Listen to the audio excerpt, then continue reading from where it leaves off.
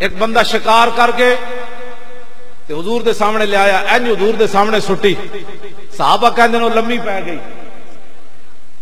وہ بھی جان دی سی میں کدے سامنے آئی ہوں، اینج لمبی پی گئی چھیڑ کے۔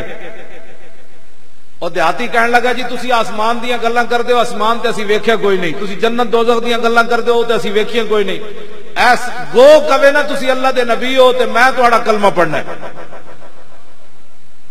میرے آقا نے اس سگو نو فرمایا گو یا دبو من تعبدو، پہلے حضور نے لا الہ الا اللہ دا سوال کیتا، حضور نے فرمایا یا دبو من تعبدو، اے گو تو کس کی عبادت کرتی ہے؟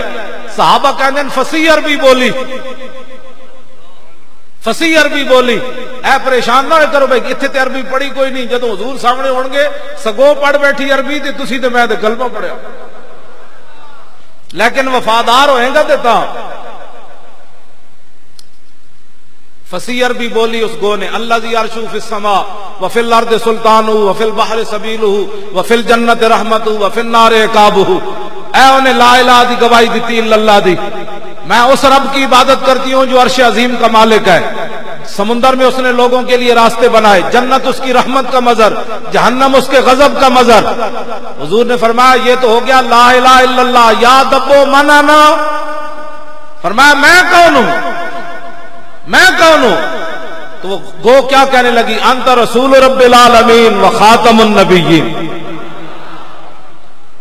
میں کہا جی گو بھی حضور نو خاتم النبیین مننے تے مرزائی نہ مننے۔ توجہ، حضرت حبیب بن زید نو حضور نے بھیجا مسلمہ کذاب کولوں، میرے آقا نو ہی پتہ سی میرے غلام نال کی ہونا ہے تے غلام نو ہی پتہ سی میرے نال کی ہونا ہے، اینج ایمان ہونا چاہیے، بات ہی نہیں سننی کسی کی۔ مسلمہ کذاب نے حضرت حبیب بن زید کو گرفتار کر لیا، گرفتار کر کے پوچھنے لگا تشہد انی رسول اللہ، تو گواہی دینا کہ میں اللہ دا رسول ہوں؟ آپ نے فرمایا انا اسمو ما اسمو، آپ نے فرمایا کی بھونکے ہی میں تے سنے ہی کوئی نہیں۔ یہ مطلب نہیں سی کہ میں سنتے رہے سن، یہ ترجمہ یہ کہ کی کہندا سی تو گواہی دینا کہ میں اللہ دا رسول ہوں؟ آپ نے فرمایا کی بھونکے ہی میں سنے ہی کوئی نہیں۔ انہیں پھر سوال کیتا تشہد ان محمد رسول اللہ، تو گواہی دینا کہ محمد اللہ دے رسول ہیں؟ فرمایا ہاں۔ اس طرح مسلمان ہونا چاہیے۔ میں تو ہر ایک کی سن لیتا ہوں، میں آخر تو کیسے سن لیتا ہے؟ اس کی سن جو حضور کی شان بیان کرتا ہے، حضور کی عظمت بیان کرتا ہے۔ انہیں 3 بار یہ سوال کیتا، آپ نے 3 بار ایک کو جواب دیتا، جب حضور دی گل آوے سینہ انج کر لواں، جب او دی گل آوے فرمایا کی آکھے؟ انہیں پھر آپ دی انگلیاں کٹیاں تو تے گھر بیٹھ کے ختم نبوت دا پیرا نہ دے سکدا، تو تے ختم نبوت دے جلسے وچ نہ آ سکدا، تیرے کو ٹائم کوئی نہیں۔ میں آکھا سوچ لے پیر میر علی شاہ صاحب کی گل کیتی۔ پیر میر علی شاہ صاحب جدوں چلن لگے نا کانے دے مقابلے کیڑا سن سی جی؟ ہاں جی تسی دسو بھائی، پیر میر علی شاہ صاحب کیڑے سن وچ مقابلے چاہے کانے دے چل 1900 وچ آئے نا جناب، 1900 وچ آئے۔ پیر میر علی شاہ صاحب دا مقابلہ ہے پیچھے تسی 7 سالہ منایا نہیں سی گولڑے والے، 1900 وچ پیر صاحب مقابلے چاہے کانے دے، کانا جڑا سی نا کانا او دے مقابلے پیر میر علی شاہ صاحب آئے۔ تے بعد لوگوں نے کیا حضور تسی نہ جاؤ یہ تے مولویاں دے کام ہیں، تسی تے پیر ہو۔ پیر صاحب نے کارڈ ہوتے بھی وہی لکھیا۔ پیر صاحب نے فرمایا کہ بعض لوگوں نے مجھے مشورہ دیا مخلصانہ کہ قائدیانی کے مقابلے میں نہ جاؤ۔ آپ نے فرمایا وہ اخلاص کا معنی ہی نہیں جانتے تھے۔ اور دوسری جو بات آپ نے فرمائی وہ بڑی عجیب ہے، آپ نے فرمایا ہم سے ایسی بغیرت فقیری نہیں ہو سکتی۔ پیر میر علی شاہ نے گل کی تھی، فرمایا ہم سے ایسی بغیرت فقیری نہیں ہو سکتی کہ حضور کی ختم نبوت کا منکر لاہور میں للکارتا رہے اور میر علی شاہ گورڑے میں بیٹھا رہے، ایسے نہیں ہو سکتا۔ پچھلے دن میں جتے پیر میر علی شاہ صاحب پڑھن گئے سن نا، اس پنڈ میں جلسہ کرن گیا، حالانکہ میں بڑا حادثہ میرا ایک ہویا، میں بڑا پریشان سی، لیکن اس کے باوجود میں چلا گیا، میں صرف وہ پنڈ ویکھن گیا کہ جس پنڈ پیر میر علی شاہ پڑھدا رہا، اس پنڈ میں جدو میں صرف اس واسطے انہوں لوگوں نے کیا، میں آکھا ان حالات میں تقریر نہیں سی کر سکتا، ہونی بھی نہیں سی، میں پریشان ہی بڑا سی، لیکن پیر میر علی شاہ جس پنڈ آئے میں اس پنڈ نو بھی سلام کرن آیا۔ کانے دے مقابلے پیر میر علی شاہ صاحب آ گئے، آپ نے فرمایا کانیا صاحب تے پیر صاحب ہوئے، صاحب تے جناب ساڑھے چیمت صاحب ہوئے، صاحب تے اے غازی صاحب ہوئے، اے پیچھے جناب پیر صاحبان علماء، اے صاحب تسی ہوئے ہو، مرزا صاحب دا کیا مطلب ہویا؟ صاحب دا مطلب تے عزت ہے، پیر میر علی شاہ، ہاں جی صاحب کدی بھی انہوں نہیں کہنا، نہ غلام احمد کہنا ہے، احمد دا غلام ہوندہ تا غلام بن کے رہندا نہ چلے ہو، وہ تے کافرہ دا غلام سی، وہ تے فرنگیہ دا وفادار سی، محمد عربی دا غدار سی، انہیں جا کے حضور دے تاج نو ہاتھ پا لیا۔ اے میری تواڈے سامنے بیٹھیا، پیر صاحب تے خود پیرن، میرے کو پڑھدے بھی رہے، اے میری پگڑی نو آگے کوئی تو چھکے، میری پگڑی چھکے تو جناب پرا سٹے، تو میرا شاگرد برداشت نہیں کر سکتا، چلیا تو میرے جا کتا بلا کون ہے؟ میری عزت کیا ہے؟ آج لوگ اپنی پگڑیوں کی حفاظت کرنا جانتے ہیں، لیکن جب حضور کے تاج کو مرزا پڑ گیا تو لوگ دلیلیں مانگتے ہیں، نرم گوشے کی بات کرتے ہیں۔ قائدیانی کائنات اتھے رہ نہیں سن سکتے جو امت مسلمہ وچ غیرت ہوندی، جلیو اتھے تو بغیرتی دا پانی پیوایا جاندہ، ہر جمعے نو وہ کتے بھونک دینا، اتھو انہوں دا کتا باہر کتا، میں منگولیاں دے کتے کو معذرت نالے گل کر رہا، ورنہ قیامت والے دن کتا بھی چلا جائے گا نا۔ حضور سانو مرزائیاں نہ تشبیہ دین دے رہے، میں تو حضور دی عزت تے پیرا دیتا، مرزائیاں نو کتا کہنا بھی کتے دی توہین ہے، خنزیر کہنا بھی خنزیر دی توہین ہے۔ ساڑھے بزرگاں نے لکھیا خنزیر نجس العین ہے، پلیت ہے، انہوں رب مزید سزا دے وے کا تو کی ہوئے گا؟ ساڑھے بزرگاں نے لکھیا انہوں پھر گستاخ رسول بنا دے، خنزیر نو مزید سزا ملے تو وہ بھی گستاخ رسول بنے گا، حالانکہ خنزیر تے نجس العین ہے۔ آج لوگ کہتے ہیں میں کہوں حضور کے بارے میں جو بات کر دے اس کے بعد اس کی کیا عزت رہ جاتی ہے؟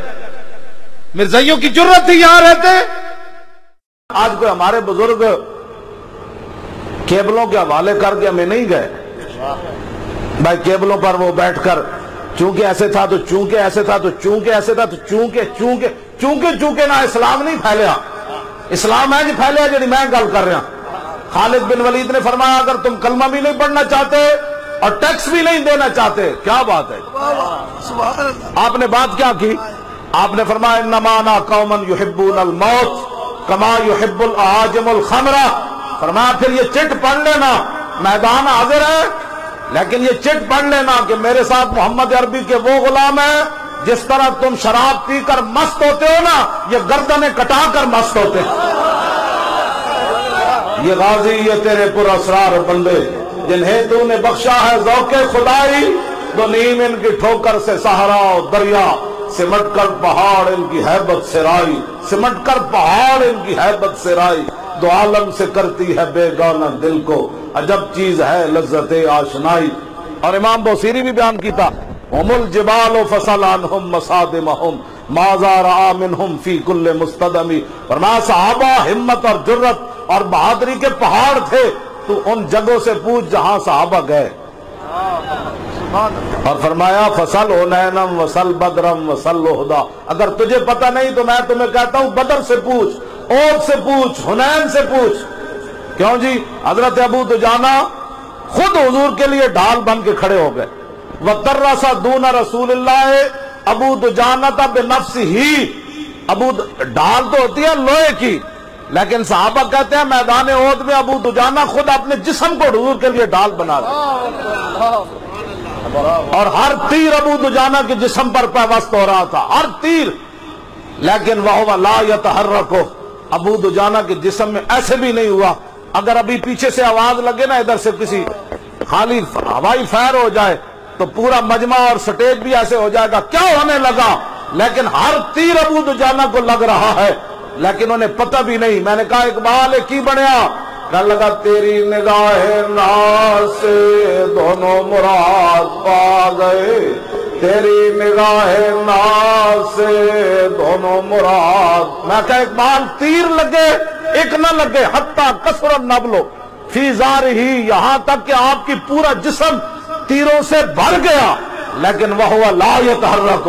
میں کہا اقبال آخر بندہ بندہ ہوتا ہے، اس دیوار کو بھی تیر مارو تو دھمک ضرور آئے گی، لیکن صحابہ کہتے ہیں پتہ ہی وہ لا یتحرک، ان کے جسم میں دھمک بھی پیدا نہ ہوئی. میں نے کہا اقبال بتاؤ یہ کیا بن گیا؟